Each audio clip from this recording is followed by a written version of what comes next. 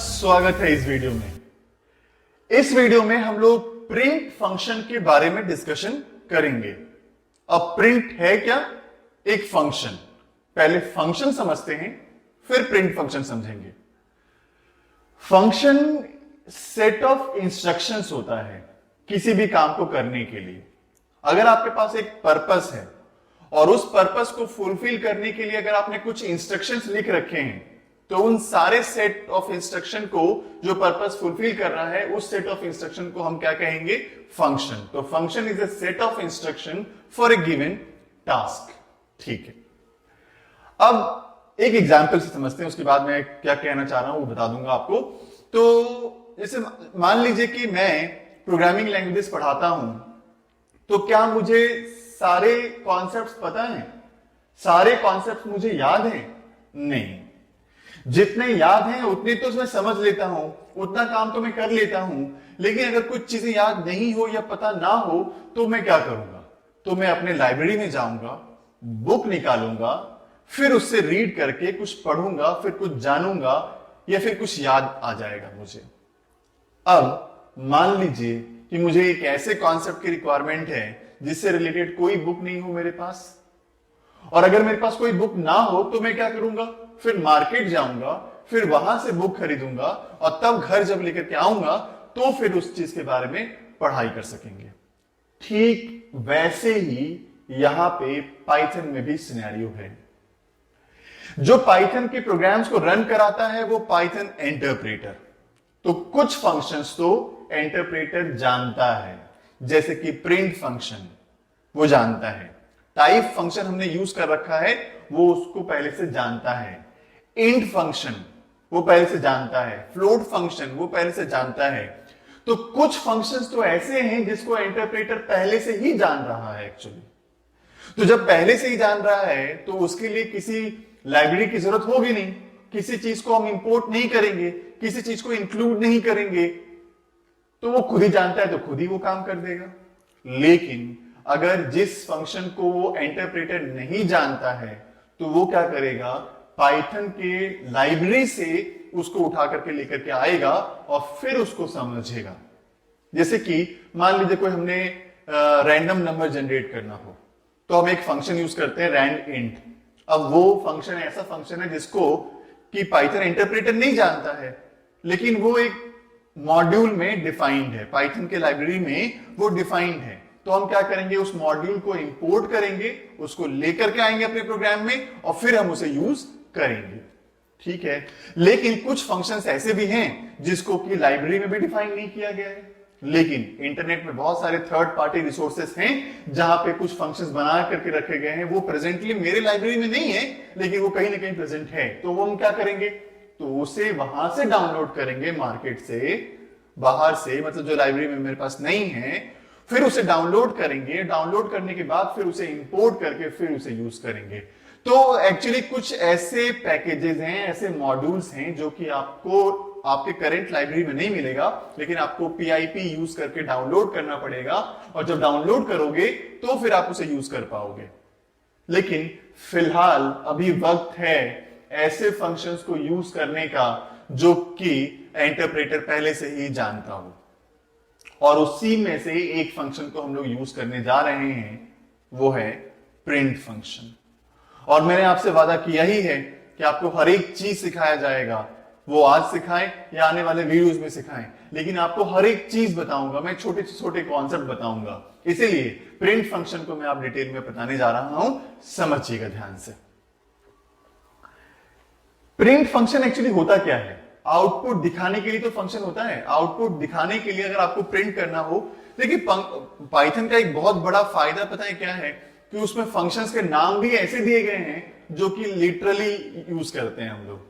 जैसे English language में क्या यूज करते हैं? इनपुट लेने के लिए इनपुट ही फंक्शन का नाम है, जैसे इनपुट लेते हैं, बहुत सही नाम है। प्रिंट, आपको आउटपुट स्क्रीन पे प्रिंट करना हो तो कौन सा फंक्शन यूज करोगे? प्रिंट। तो इसके नाम बहुत अच्छे हैं, बहुत अच्छा है। तो चलिए मैं आपको अब रन करा के दिखाता हूं। ये प्रिंट फंक्शन है जिसके अंदर मैंने हेलो लिख रखा है डबल कोट्स के अंदर, और जो चीज डबल कोट्स के अंदर लिखते हैं वो चीज स्क्रीन पे जाकर के प्रिंट हो जाता है। ठीक है, ये बात तो आप समझ ही रहे होंगे। अब इसको पहले रन कराते हैं। तो रन कैसे कराएंगे, रन मॉड्यूल पे जाएंगे, देखिए इसका आउटपुट क्या आ चुका है, हेलो आ चुका है।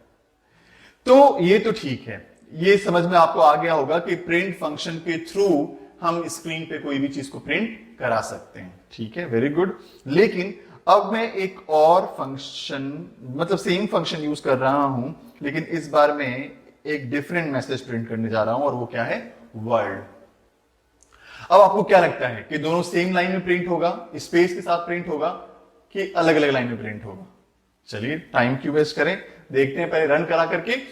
तो अब मैं इसे रन करने जा रहा हूं, और अब जैसे रन किया, देखिए इसका आउटपुट अलग अलग लाइन में आ रहा है। इसका मतलब क्या है, इसका मतलब यह है कि ये जो प्रिंट फंक्शन है ना, ये प्रिंट तो करता ही करता है, लेकिन साथ में न्यू लाइन भी कर देता है साथ ही साथ में। अब आखिर न्यू लाइन करता कैसे है, और हमें नहीं चाहिए अगर न्यू लाइन, तो हम क्या करेंगे? तो देखिए न्यू लाइन किस वजह से कर रहा था, क्योंकि यहां पे एक्चुअली एक अंदर ही अंदर एक चीज लिखा हुआ है एंड, और एंड में क्या लिखा हुआ है, स्लैश एन। स्लैश एन मतलब होता है न्यू लाइन, स्लैश एन का मतलब क्या होता है, न्यू लाइन। और वहां पे जो मैंने लिखा है ना अभी, and equals to slash N, ये लिखा हुआ था पहले से ही, जो डिफॉल्ट लिखा हुआ था वही चीज को मैंने फिर से लिख दिया है, दिखा करके आपको।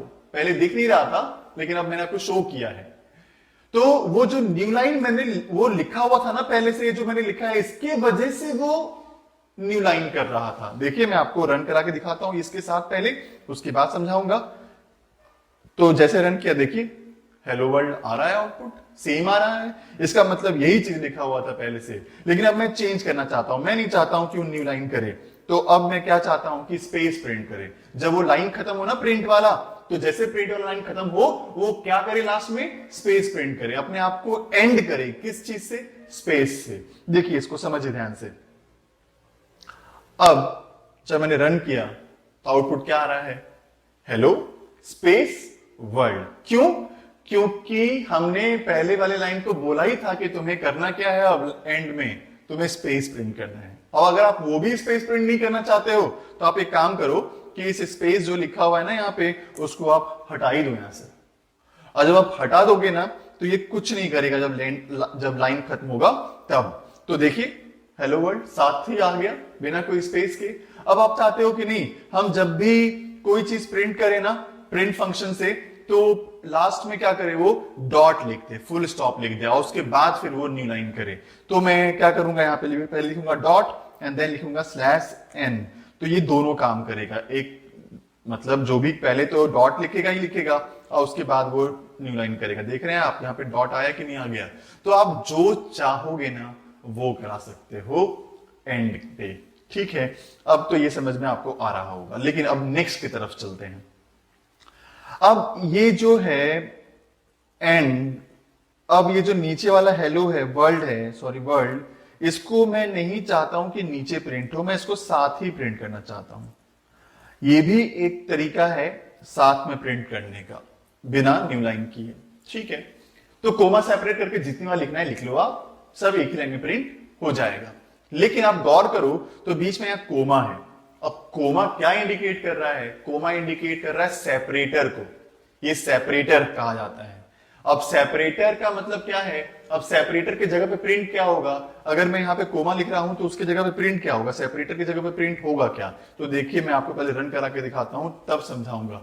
क्या आ रहा है? स्पेस आ रहा है। मतलब कोमा आप जब भी लिखोगे ना, तो भी उस कोमा के जगह पे क्या प्रिंट होगा? स्पेस। मैं नहीं चाहता हूं ये स्पेस प्रिंट हो, मैं चाहता हूं कि कुछ प्रिंट हो ही ना उस जगह पे, स्पेस भी ना हो। तो उसके लिए पता है मुझे क्या करना पड़ेगा? देखिए मैं बताता हूं क्या करना पड़ेगा। यहां पे एक और लिख दूंगा मैं, SAP इज इक्वल्स टू, ये बाय डिफॉल्ट स्पेस लिखा हुआ था, और इस बार मैंने क्या किया, वहां से स्पेस ही हटा दिया। तो अब देखिए, अब अगर मैं प्रिंट करूंगा ना इसे, तो अब